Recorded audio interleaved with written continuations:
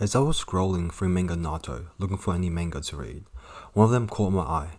I recognized the author, BS, as he had written The Wolf Won't Sleep, a nice although short manga detailing the experiences of a dimension traveler, but unfortunately it got axed, and also King of the Labyrinth. Knowing this, I clicked on this manga, really hoping for something enjoyable. It did not disappoint. Henkyou no Roukishi, also called The Old Knight in Frontier, Bad Rowan, is a seinen fantasy manga that follows the journey of a recently retired knight, Bad Rowan, and his exploration of the world after hanging up his duties to the Tercia family, having been in service for well over half his life. With a really clean art style, BS really captures the beauty of the natural world, its grandeur and splendor, yet also the simplicity of the mundane life, from hunting and cooking to enjoying a conversation with a passing stranger. It really is a cut above the rest of the typical fantasy mangas, featuring OP characters and just weird-ass plots. It's been a long time since I've stumbled upon a very refreshing read, and I've greatly enjoyed every part of this, especially the characters. I really like Bard. He is a really great protagonist in my opinion. He is immediately shown to be courageous and righteous, swearing an oath of fealty to the people. His sole duty is to protect them, and he does a great job at that, protecting the townsfolk from monsters as seen in the first chapter. He also cares deeply for the girl, Lady Adra. In all those moments with her, he is seen to be very light-hearted and loving and affectionate towards her, even willing to risk his life to protect and save her. He is also a great mentor and teacher to the young knights striving for greatness, regularly partaking in the training to hone their strengths and ensure that they become great knights. We also see his analytical mind in play as he recounts his life from a young man to an old knight. Understanding of his reputation and the potential consequences it may bring to Tercia, he selflessly decides to retire in a bid to avoid the political conflict that may arise. When interacting with others, we can see how kind and caring of a man he is. His admiration for the old woman he just met is emphasized by his willingness to protect her to see her complete her long-awaited duty. His appreciation towards the innkeeper's foods, the knights who guide the priests, these instances showcase how kind-hearted he is. He is a very jovial and upbeat person, and in many of the instances that we see him, this is indeed true, and it's really refreshing to see that. In a fantasy genre where there is always an obstacle or an unrealistically evil antagonist, it's really great to see something a little bit more different and unique. Bard is also extremely strong as well, yet it's not to the point where it feels very boring, like many of the other oversaturated tropes. There is a degree of realism, well, as much as realism is allowed in the fantasy genre. His training and efforts over the long years correlates to this strength, yet there are also consequences to them. BS sets boundaries to which humans have to follow. Soreness and pain in his muscles and ligaments, his body beginning to tire. BS realizes the limits of old age and the human body, and BS does a great job at portraying this. When meeting new and strong foes, especially his first encounter with Ven Uriel, he recognizes that he may be in a losing battle, yet he does not waver and utilizes the environment to have a chance to win the duel. He is cool-headed and calm, and we see much of that throughout the manga. He is not the over-the-top individual who can easily wipe the floor with others.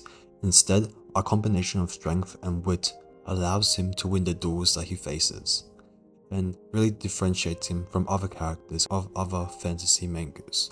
Yet, he can still be spurred on by the human emotions when confronting Lord Caldas, a bitter enemy to the Tercia family and responsible for much bloodshed and the desecration of Adra's wishes. Bard is rightfully furious.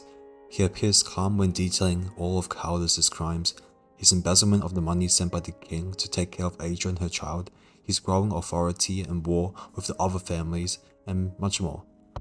Yet, in his heart he is burning with rage.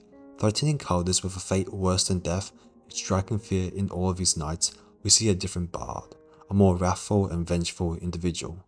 But that is only for a moment. Bard calms his raging heart and continues along on his journey. I also really like the companions that gravitate to him as well. Jochada, a young thief that first appears trying to steal items after he has drugged the priest and the knights, is an unlikely but enjoyable ally to Bard. He works together with Bard to deceive Countess and shed light on his actions. He is a free spirit, coming and going whenever he pleases, until, through numerous interactions with Bard, whether that be coincidental or not, he decides to join the party. He is a very cheerful individual and has a love for food, just like Bard.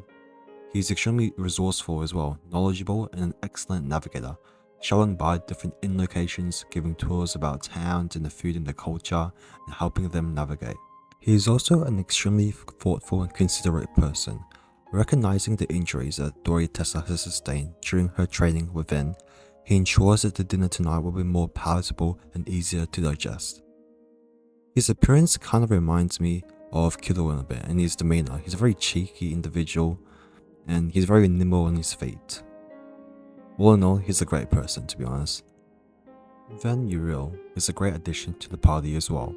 I really like his appearance. He's dark-skinned and lithe. I don't really see a lot of characters that resemble him in any of the mangas that I read, so it's pretty cool that a character like him is around. An extremely formidable swordsman, his appearance is akin to the wandering swordsman that taught Bard when he was a young boy, so I'm very intrigued by his background and the correlation behind this. He is shrouded in mystery when we first meet him, but his cold and aloof exterior starts to crack when he decides to join the party. He is also a great teacher as well, judging by the improvements that Tessa made.